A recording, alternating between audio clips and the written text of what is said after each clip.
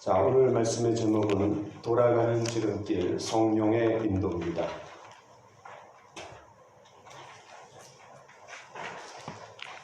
제가 어제 밤에 올렸던 글입니다.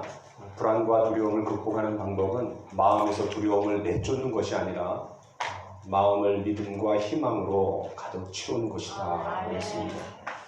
오늘이 그런 시간이 되기를 원합니다.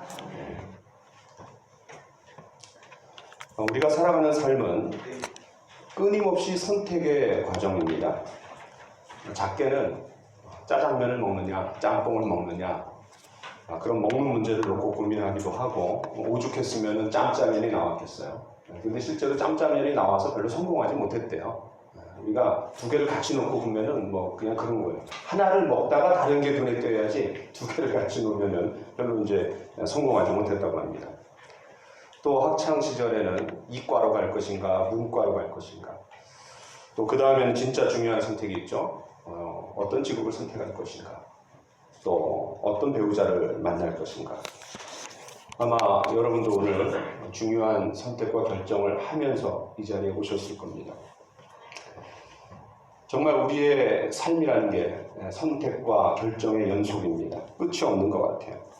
그래서인지 과거에 이런 광고 카피들이 인기를 끌었었죠. 순간의 선택이 10년을 저어갑니다. 또 어떤 선택을 잘 할 줄 모를 때 네이버 씨한테 물어봐라. 또 김남주가 나와서 뭐라 그래요? 락커벨과 사냐하세요. 웃으시는 분들은 여성분들이실 것 같아요. 이런 분위기 속에서 한때 개그 콘서트에서 애정남이라는 코너가 인기를 끌었죠. 애정남이 뭐예요? 애매한 것을 정해주는 남자. 그만큼 우리의 삶에 뭔가를 결정할 때 애매한 것이 참 많다는 거죠. 그래서 그런 잘 결정을 못하는 사람에게 우리가 어떤 딱지를 붙입니까? 결정장애라는 딱지를 붙입니다. 이처럼 우리 인생은 너무나 선택하고 결정할 것이 많기 때문에 그런 선택을 앞두고 두려움과 불안감에 빠져보지 않은 사람은 아무도 없을 겁니다. 특히 그리스도인이 된 이후에는 더 그런 것 같아요.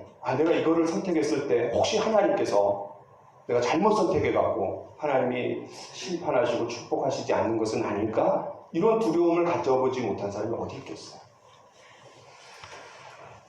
여러분들은 지금까지 사시면서 어떤 선택과 결정이 가장 힘드셨나요? 이번 한 주간만 하더라도 오늘 예배를 어떻게 해야 되나 참 고민하고 기도하고 TV 앞에서 많이 있었습니다. 자, 오늘 본문에 보면 이스라엘 백성들도 쉽고 편하며 또 가까운 길인 블레셋 사람의 땅의 길과 힘들고 시간이 많이 걸리는 홍해의 광야길, 이 양갈래 속에서 선택의 상황에 놓여 있었습니다. 그러나 하나님은 끝을 다 아십니다. 또 그 하나님은 언제나 가장 좋은 길로 우리를 인도해 주시는 선한 목자이시기 때문에 이스라엘 백성들을 홍해의 광야길로 인도하셨습니다.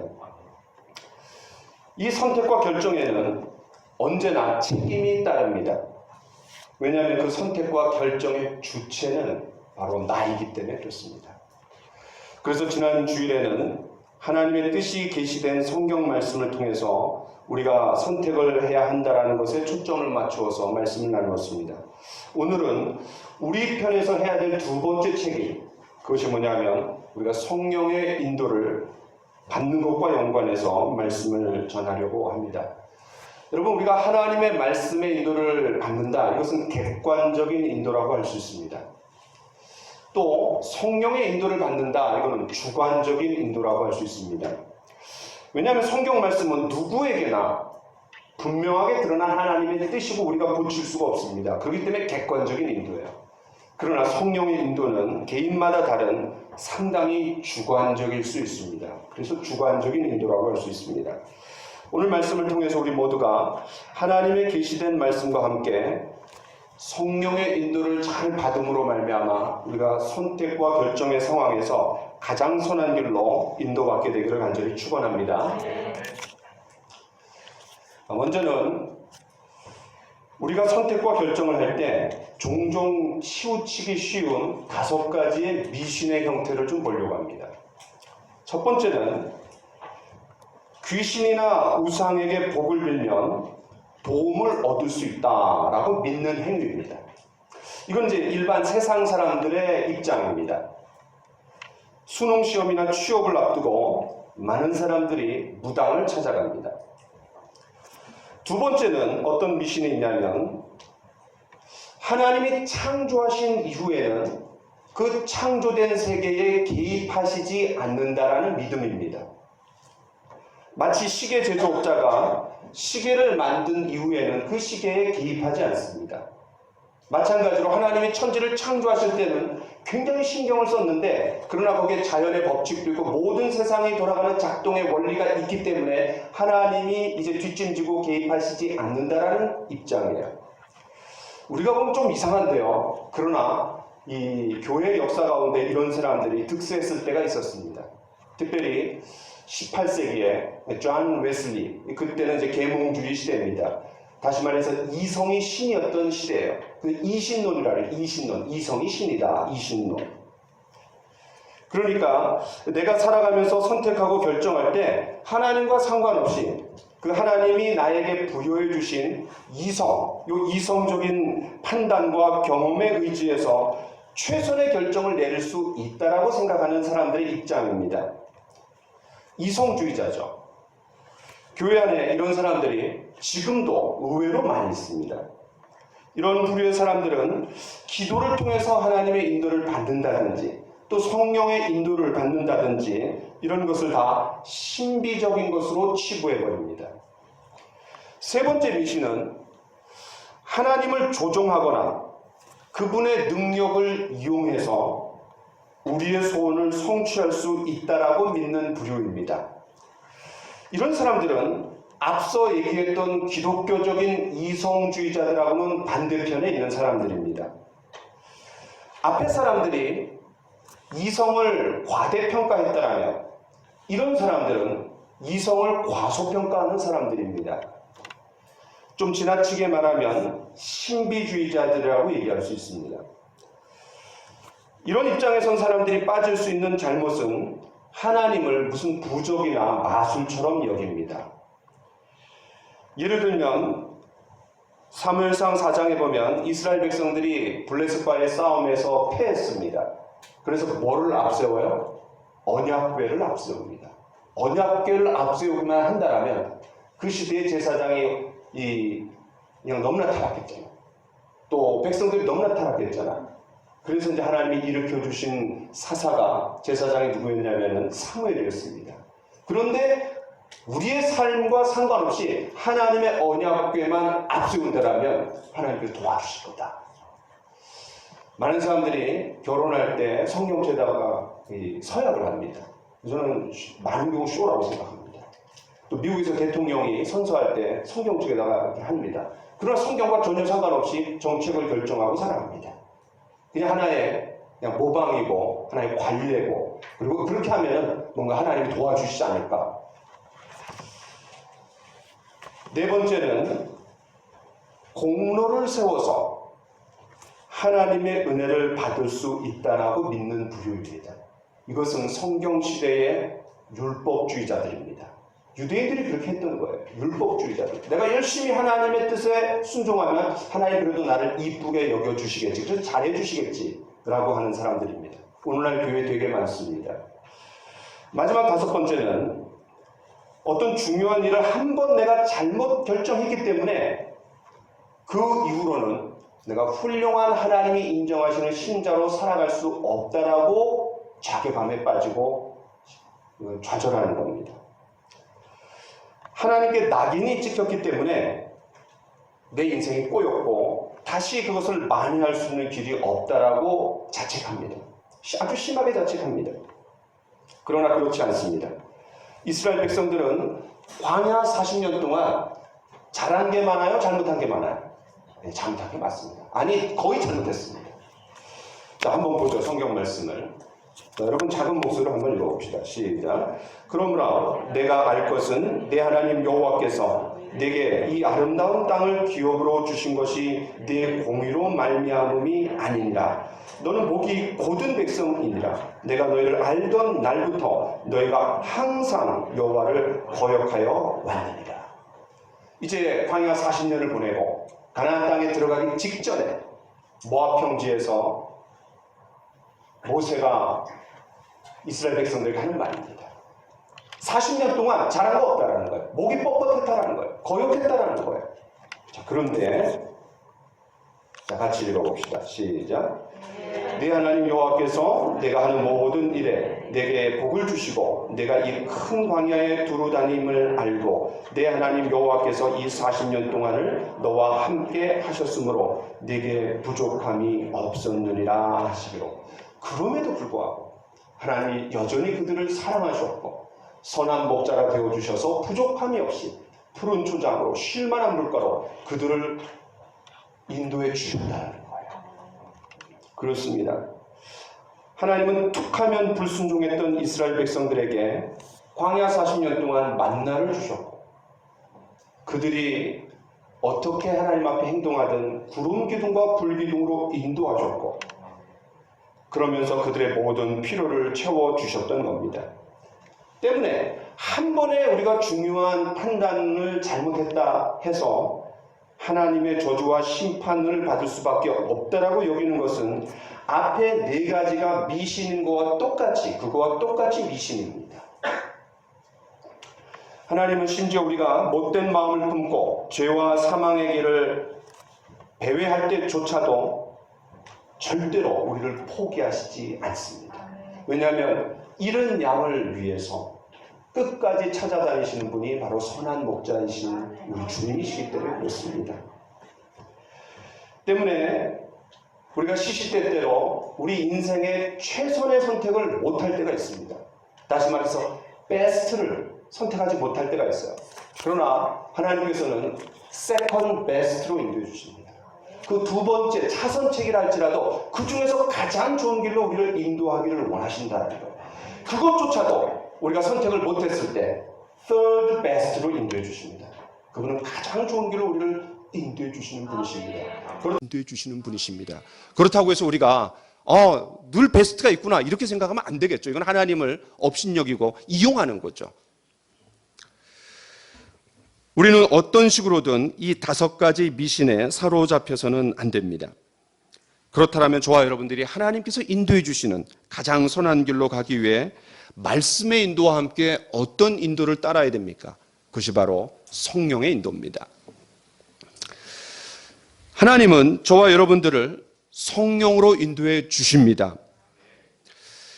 하나님은 객관적인 인도인 당신의 말씀으로 우리를 인도해 주실 뿐만 아니라 또 동시에 주관적인 각 개개인마다 다른 그런 주관적인 인도인 성령을 통하여 우리 안에 평안과 확신을 주심으로써 우리를 가장 선한 길로 인도해 주십니다. 이렇게 하나님은 선택과 결정의 상황에서 말씀의 인도와 함께 또 성령의 인도라는 안전장치를 우리에게 주십니다. 그런데 오늘 우리가 읽은 본문에 보면 사실 성령이란 말이 나옵니까 안 나옵니까? 전혀 나오지 않습니다. 그런데 어떻게 우리가 성령의 인도를 말할 수 있습니까? 적어도 2가지 이유 때문에 그렇습니다.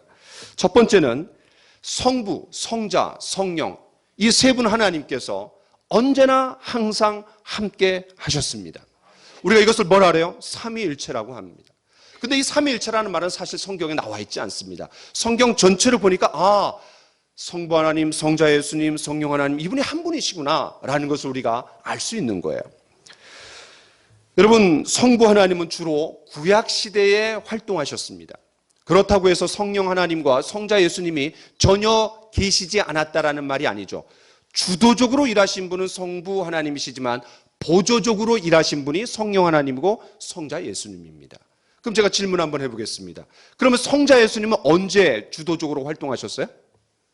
사복음 시대에. 그때 성부 하나님과 성령 하나님은 보조적인 수단이셨어요. 그러면 오순절 이후 지금까지는 누가 주도적으로 역사하십니까? 성령 하나님이 역사하십니다. 다만 성부 하나님과 성자 예수님은 보조적으로 역사하시는 거예요. 이처럼 삼위 하나님께서는 주도적이냐 보조적이냐의 차이가 있을 뿐 늘 항상 우리와 함께 하십니다. 예를 들어서 창조 때만 보더라도 그렇습니다. 이건 구약 성경입니다. 당연히 성부 하나님이 주도적으로 일하십니다. 그런데 성령 하나님이 운행하셨다 그랬어요. 하나님의 영이 수면에 운행했다 그랬어요. 이것은 마치 암탉이 알을 부화시키기 위해서 품는 행위와 똑같습니다. 어떻게 창조가 일어난 거예요? 성령께서 품으신 거예요. 또 성자 예수님, 골로새서 1장 16절은 중요한 말씀입니다. 한번 읽어봅시다. 시작. 만물이 그에게서 창조되되 하늘과 땅에서 보이는 것들과 보이지 않는 것들과 혹은 왕권들이나 주권들이나 통치자들이나 권세들이나 만물이 다 그로 말미암고 그를 위하여 창조되었고, 여기서 말하는 그는 예수님을 말합니다. 그렇습니다. 성부 하나님, 성자 예수님, 성령 하나님은 창조에 함께 하셨어요. 우리와 또 우리의 형상을 따라 우리의 모양대로 우리가 사람을 만들고 마치 인간 창조를 놓고 천상의 회의를 하는 것처럼 삼위 하나님께서 그런 가운데 창조를 하셨다라는 거예요. 때문에 하나님께서 온 인류의 구원을 위해서 한 민족을 선택하시고 그 한 민족을 이 땅에 끌어내시기 위해서 10가지 재앙으로 애굽을 치시고, 그리고 구름 기둥과 불 기둥으로 인도하시며 그들을 한 민족으로 삼으시기 위해서 준비하는 이 과정, 어느 길로 갈 것인가, 여기에 성령께서 당연히 개입하신 거예요. 두 번째 이유는 로마서 8장 14절 말씀 때문에 그렇습니다. 자, 우리 같이 한번 읽어볼까요? 시작. 무릇 하나님의 영으로 인도함을 받는 사람은 곧 하나님의 아들이라. 로마서 8장 14절. 이 말씀은요, 이 로마서 8장은 어떤 배경 가운데 쓰여졌냐면 이 배경이 출애굽기를 배경으로 깔고 있습니다. 하나님께서 이스라엘 백성들을 구름 기둥과 불 기둥으로 인도하셔서 홍해의 광야길로 인도하셨듯이 지금은 우리를 성령을 통해서 인도하신다라는 거예요. 어떤 사람들이 출애굽 당시 하나님의 사람들입니까? 그런 구름 기둥과 불 기둥의 인도를 받는 사람들이 하나님의 백성이었던 것처럼 성령으로 인도함을 받는 사람들이 하나님의 백성이라는 거예요. 그렇습니다. 이 말씀에서 하나님의 영으로 인도함을 받는다라는 이 표현이 중요합니다. 바울은 이 출애굽기를 배경으로 출애굽의 용어를 쓰고 있는 거예요. 그리고 성도들이 다 알고 있다라는 전제하에 성령의 시대를 살아가는 신약 시대의 성도들은 이스라엘 백성들이 광야를 통과하면서 여러 유혹과 갈등이 많았던 것처럼 똑같이 우리의 삶 속의 광야는 어디냐면 우리의 육신입니다. 죄로 기울어지려고 하는 육신, 그 육신과 성령의 뜻 사이의 갈등을 그리고 성령을 따르는 삶의 축복과 은혜에 대해서 나누고 있는 내용이 바로 로마서 8장입니다. 때문에 과거에 출애굽했던 이스라엘 백성들이 구름 기둥과 불 기둥에 의존해야 했던 것과는 다르게 이 신약 시대를 살아가는 우리에게는 살아계신 하나님의 인격적인 임재인 성령을 받았고 그 성령의 인도를 받고 있다라는 것을 강조하고 있는 거예요. 자, 그러면 세 번째 주제로 한번 넘어가 보죠. 자, 그러면 그런 성령의 인도를 받았던 구체적인 사례들이 어떤 것들이 있을까? 참 많습니다. 그러나 대표적인 세 가지를 좀 보려고 해요. 먼저는 바울 사도입니다. 여러분 머릿속에 바울 사도가 떠올랐을 것 같아요. 여러분, 바울은 2차 전도 여행 때 어디로 가냐면 빌립보로 갑니다. 근데 그 빌립보로 가는 과정에서 아주 특별한 성령의 인도가 있었어요. 자, 한번 우리가 성경 말씀을 보겠습니다. 같이 한번 읽어볼까요? 성령이 아시아에서 말씀을 전하지 못하게 하시거늘 그들이 부르기아와 갈라디아 땅으로 다녀가 무시아 앞에 이르러 비두니아로 가고자 있으되 예수의 영이 허락하지 아니하는지라. 아니, 생각해 보세요. 바울 사도가 아무 생각 없이 어느 길로 가야 되겠다 이렇게 결정하는 사람이 아니잖아요. 신라와 함께 얼마나 많이 대화하고 얼마나 많이 기도했겠어요. 그런데 마지막 순간에 하나님이 트시는 거예요. 막으시는 거예요. 성령께서 막았다라는 거예요. 그날 밤 이 바울은 저 유명한 마게도냐 환상을 봅니다. 와서 우리를 도우라. 그리고 이런 환상 가운데 바울이 어떻게 선택해서 결정합니까? 제가 읽어봅니다. 바울이 그 환상을 보았을 때 우리가 곧 마게도냐로 떠나기를 힘쓰니 이는 하나님이 저 사람들에게 복음을 전하라고 우리를 부르신 줄로 인정함이라. 그런 하나님의 인도하심, 특별한 환상도 보고 성령께서 막으시고 성령의 인도하심 가운데 확신한다고 갔는데 그 결과 어떤 일이 일어납니까? 귀신 들린 소녀에게 귀신을 내쫓아준 것 때문에 그 앵벌이를 활용해갖고 경제적인 이득을 취하려는 사람들에게 고소당해갖고 진땅매를 맞고 감옥에 갇힙니다. 그러나 그 감옥에 갇힌 가운데 하나님의 놀라운 역사로 풀어나게 되고 또 원망하지 않고 하나님을 찬양했을 때 지진이 일어나갖고 이제 거기가 다 옥토가 흔들리면서 이제 풀려나게 됩니다.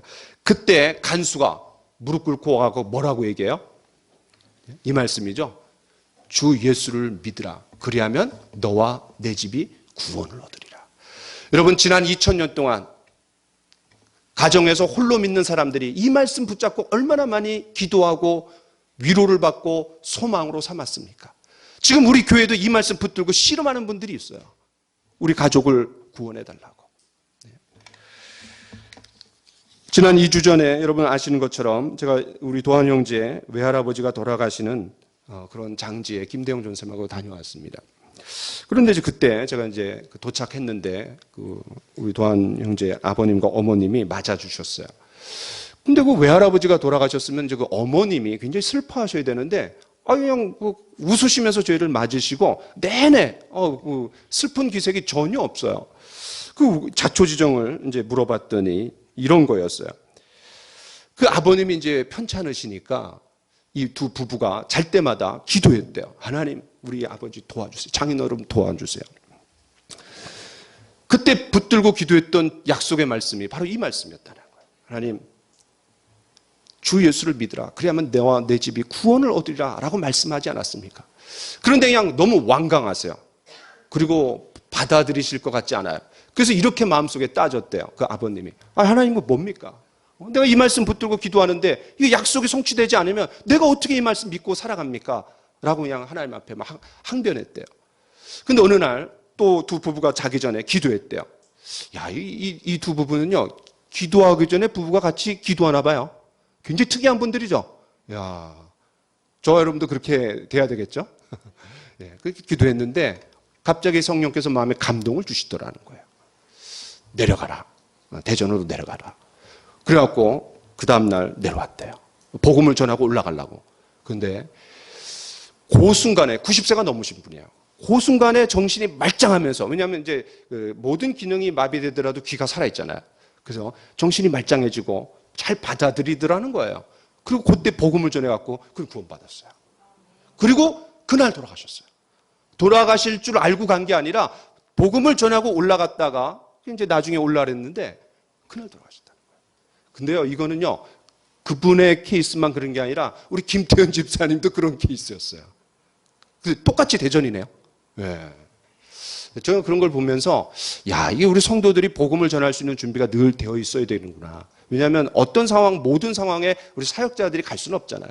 어쨌든 제가 그날 그 간증을 들으면서 참 격려가 많이 됐습니다. 격려가 많이 됐어요. 그렇구나. 성령의 인도하심 가운데 이런 놀라운 역사가 있구나. 또 성령께서 그 마게도냐 환상을 통해서 이루신 일이 뭡니까? 두 번째는 거기에 빌립보 교회가 세워졌어요. 자주장사 루디아, 그리고 귀신 들린 여종, 그리고 빌립보 간수, 이 세 사람이 개척 멤버가 되어서 빌립보 교회가 세워졌습니다. 세 번째 성령의 인도로 말미암아 순종했던 바울과 실라를 통해서 이루신 놀라운 역사가 뭡니까? 저 유명한 역사가 아놀드 토인비가 이렇게 말했습니다. 그때 아시아 주에서 마게도냐로 바울과 실라를 태우고 갔던 통통배가 유럽 전체를 싣고 갔다라고 평가했습니다. 무슨 말이에요? 그 창조적 소수였던 바울과 실라가 성령의 인도함을 받고 갔을 때 유럽으로 복음이 전해질 수 있는 놀라운 기회가 되었다라는 거예요. 자, 두 번째, 예수님입니다. 그런데 예수님은 성령의 인도함을 받은 장면을 보면 굉장히 특이합니다. 여러분 잘 아시는 것처럼 세례 요한에게 세례를 받으시고 성령이 비둘기와 같이 내리셨어요. 그래서 성령으로 충만하셨습니다. 그런 극적인 체험을 하셨어요. 그런데 곧바로 그렇게 인도받은 곳이 어디예요? 그때에 예수께서 성령에게 이끌려 마귀에게 시험을 받으러 광야로 가사, 성령의 인도를 받았는데 그곳이 어디예요? 광야입니다. 그리고 광야에 왜 가셨어요? 마귀에게 시험을 받으러 갔다라는 거예요. 아니, 누가 시험을 좋아합니까? 그런데 이 똑같은 사건을 묘사하는 마가복음은 조금 더 세게 표현했습니다. 제가 읽어봅니다. 성령이 곧 예수를 광야로 몰아내신지라. 이 똑같은 상황을 몰아냈다라는 표현을 써요. 다시 말해서 예수님을 광야에 그냥 던져버렸다라는 뜻입니다. 그냥 던져버렸다라는 거예요. 내몰았다라는 거예요. 자, 그러면 누가는 어떻게 표현했는지 봅시다. 누가. 자, 같이 한번 읽어봅시다. 시작. 예수께서 성령의 충만함을 입어 요단강에서 돌아오사 광야에서 40일 동안 성령에 이끌리시며 마귀에게 시험을 받으시더라. 요 누가복음은 앞선 마태복음과 마가복음하고 좀 다릅니다. 뭐가 다르냐면 성령의 인도를 받았다는 걸 2번씩이나 강조합니다. 이게 뭘 강조하는 거예요? 예수님이 성령의 인도함 가운데 성령을 인도를 받았다라는 걸 강조하고 있는 거예요. 그걸 강조하고 싶은 거예요. 그렇습니다.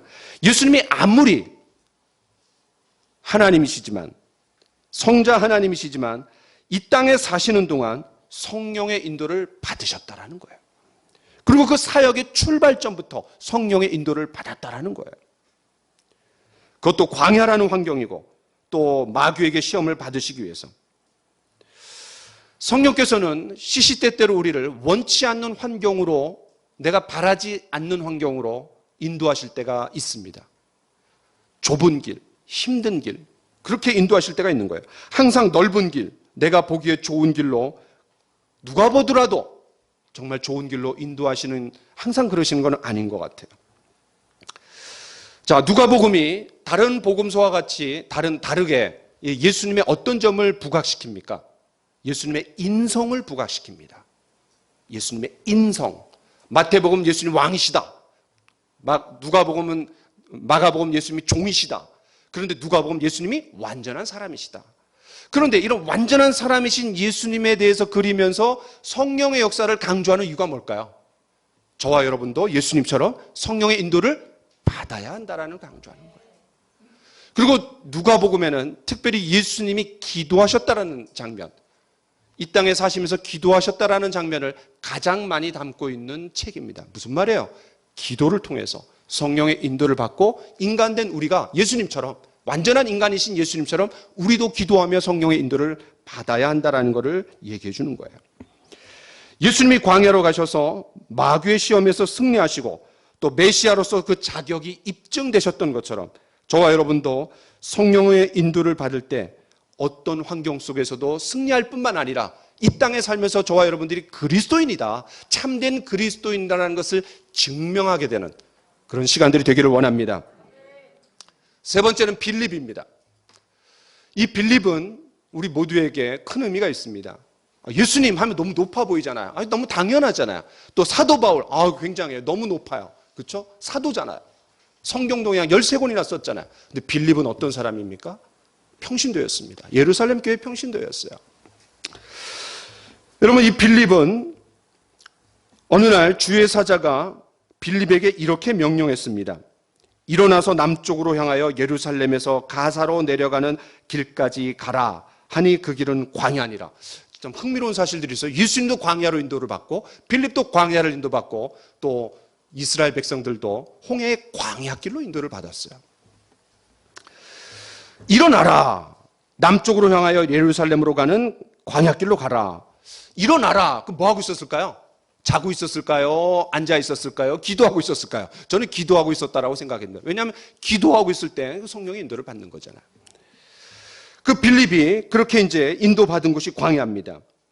그런데 그 빌립이 광야로 갔더니 때마침 누구를 만났어요? 예루살렘에서 예배를 드리러 왔다가 돌아가는 에티오피아 여왕 간다게의 재무장관, 그 내시를 만났어요.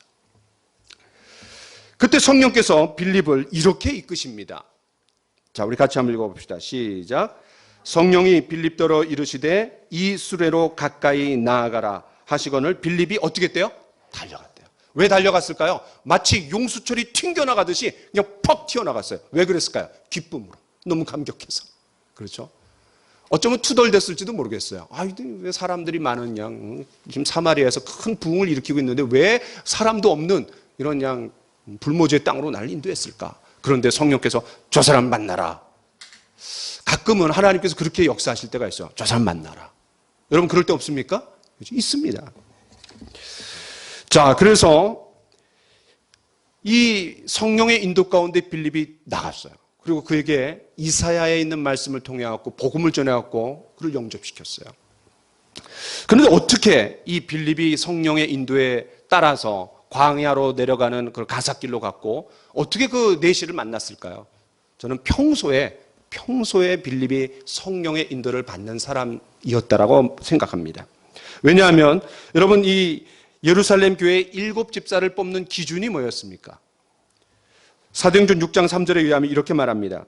형제들아 너희 가운데서 성령과 지혜가 충만하여 칭찬받는 사람 7을 택하라. 우리가 이 일을 그들에게 맡기고.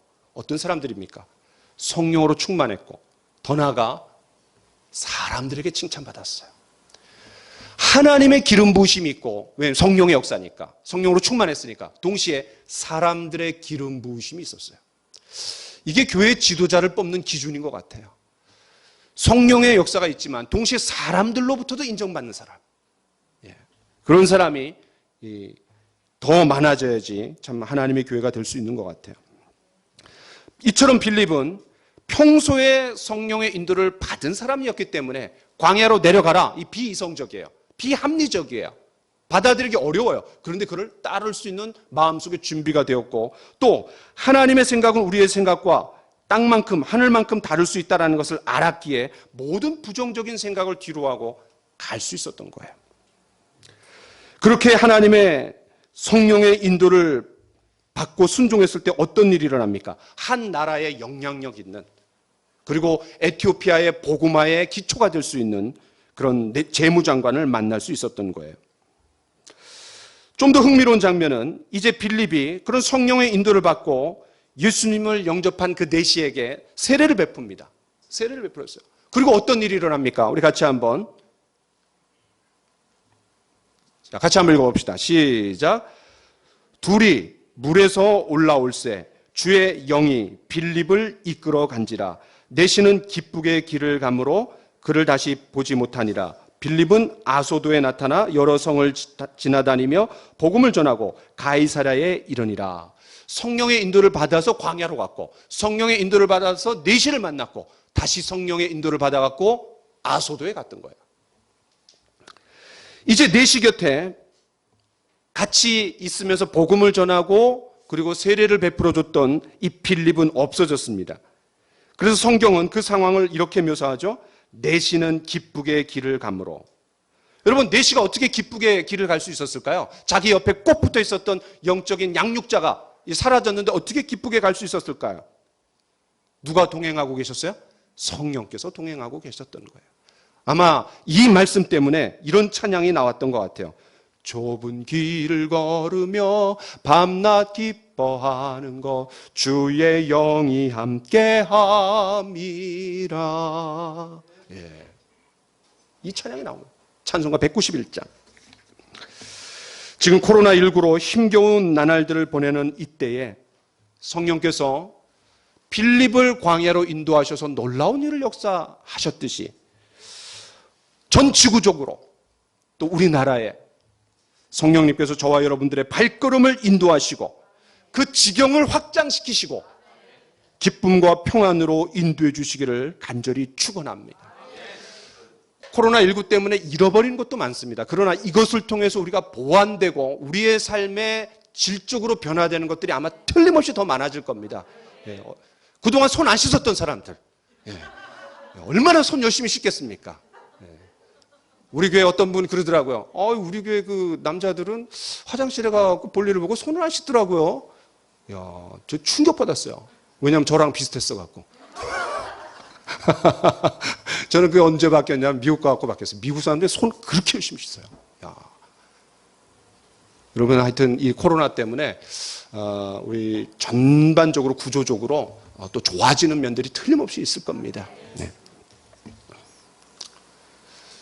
자, 마지막으로 네 번째 보겠습니다.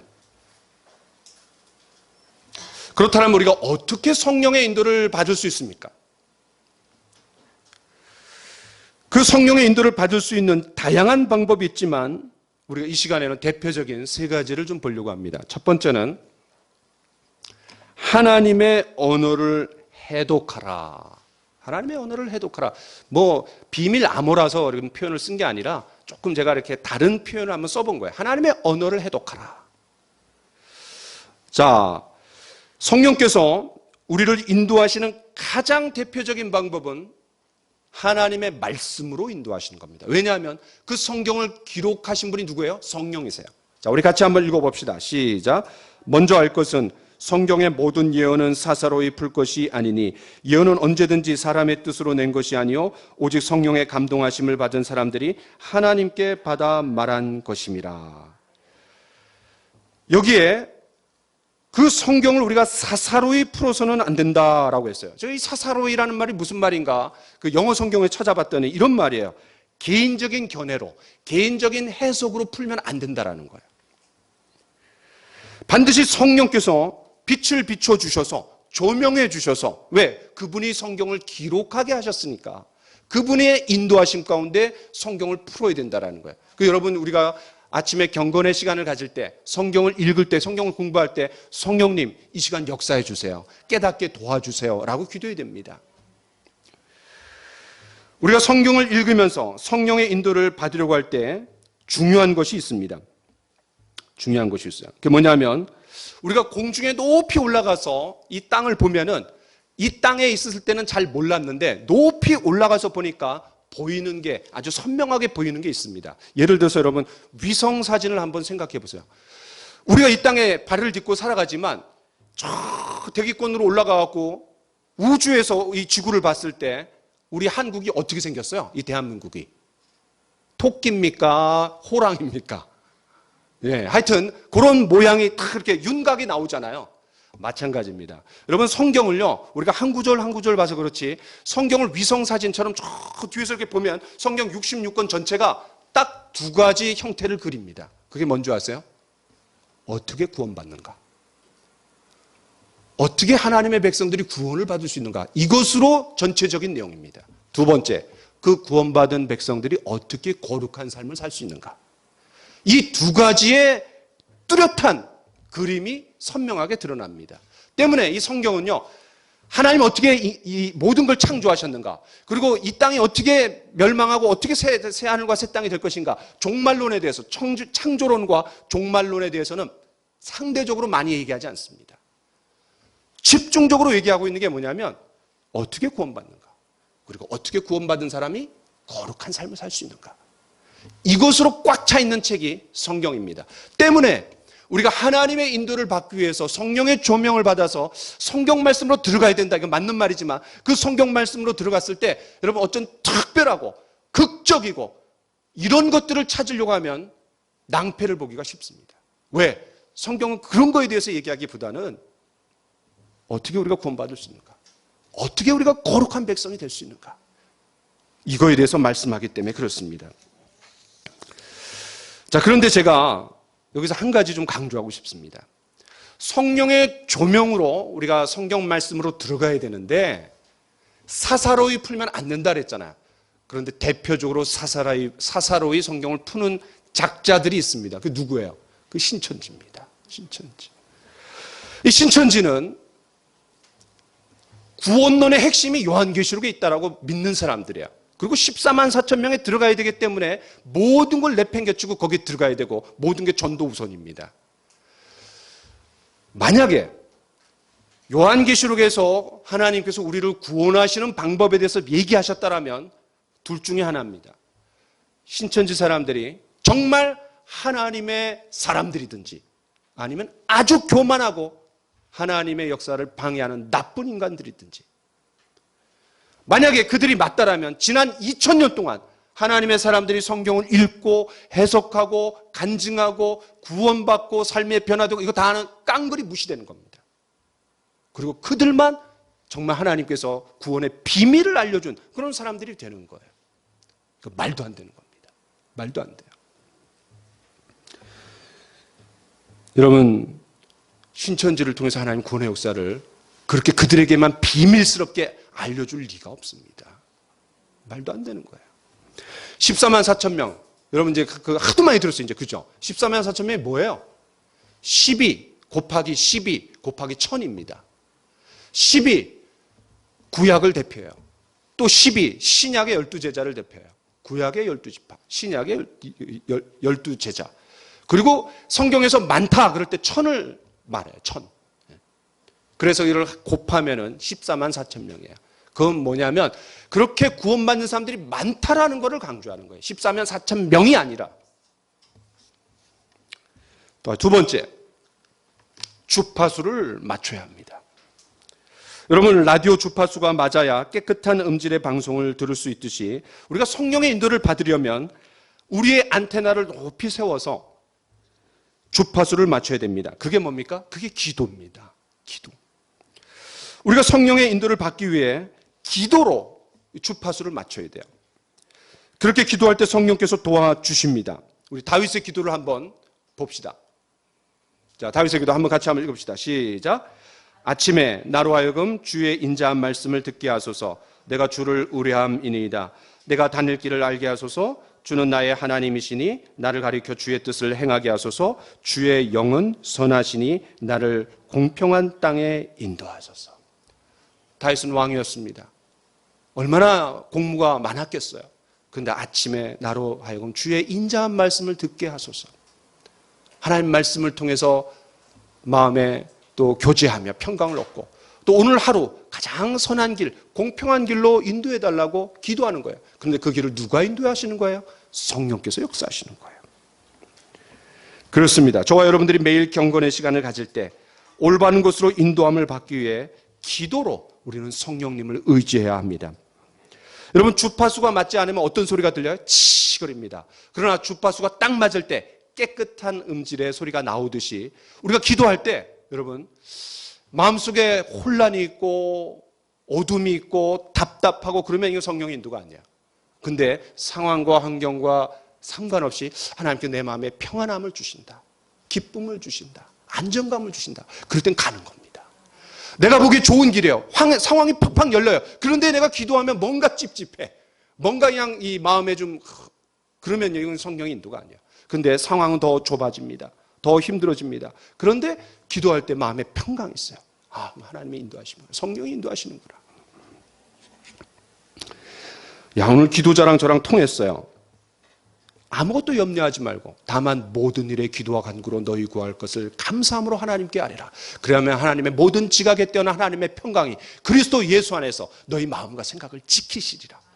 그렇게 기도할 때 하나님의 평강이 그리스도 예수 안에서 우리의 마음과 생각을 지키시겠다고 했어요. 기도할 때 성령께서 우리 마음에 평안함을 주십니다. 마지막 세 번째는 성령의 욕구를 따르라입니다. 성령의 욕구를 따르라. 우리가 거듭날 때 성령께서 우리 안에 들어오십니다. 이것을 우리는 성령의 내주라고 말합니다. 그런데 그 성령께서 내 안에서 어떤 일을 하세요?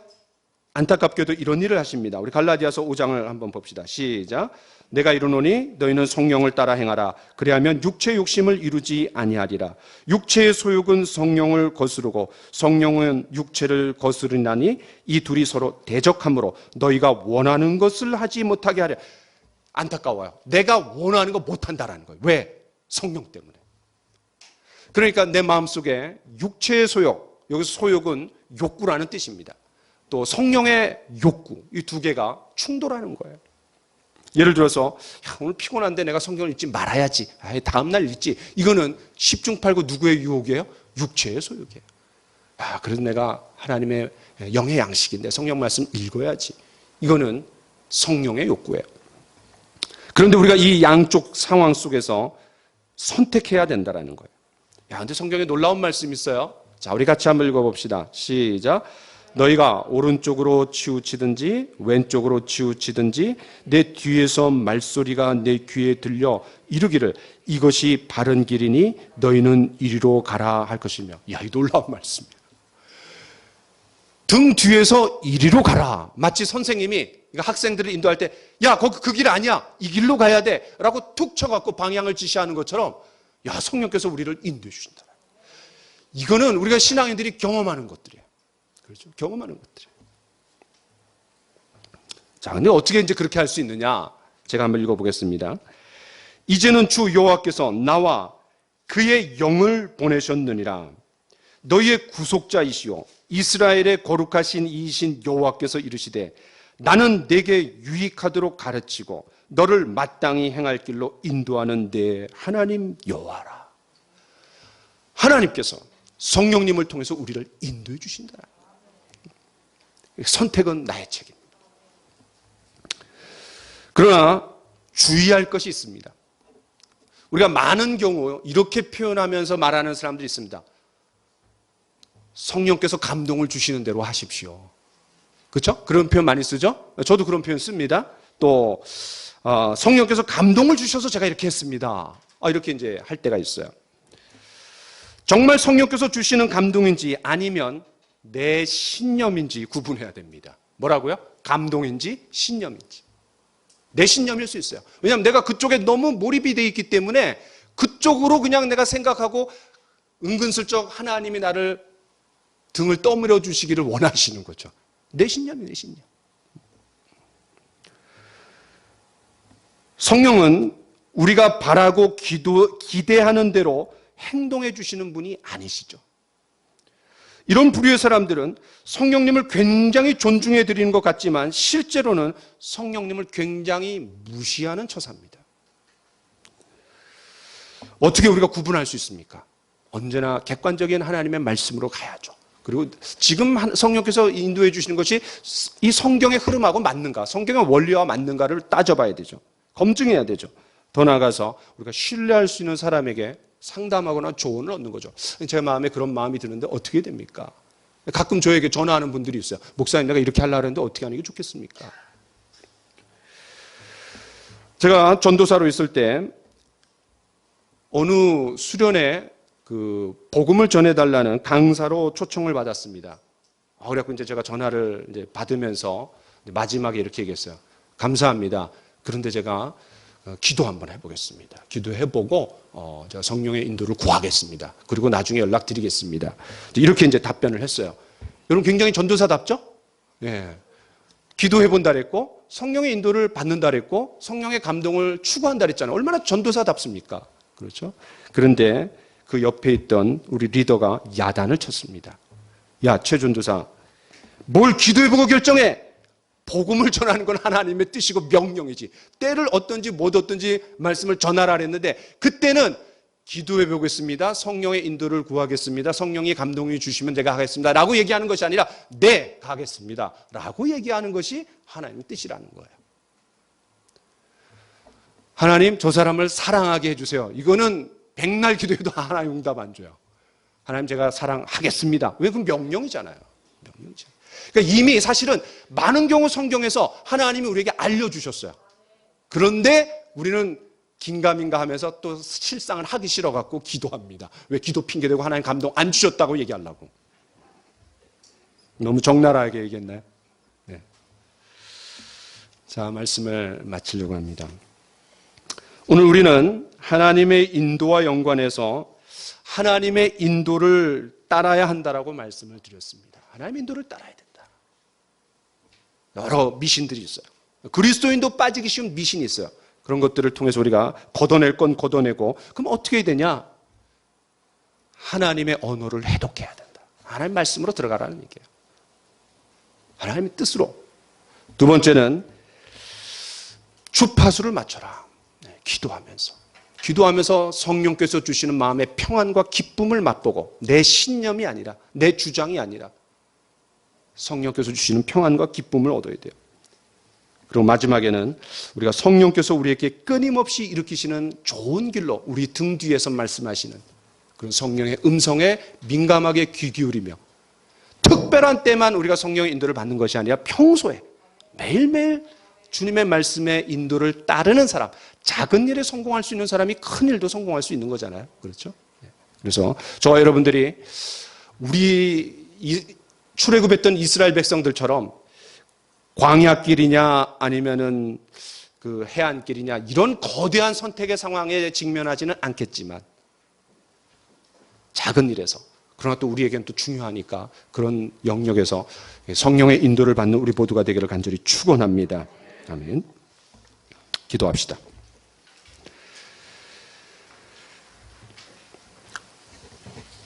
하나님 아버지,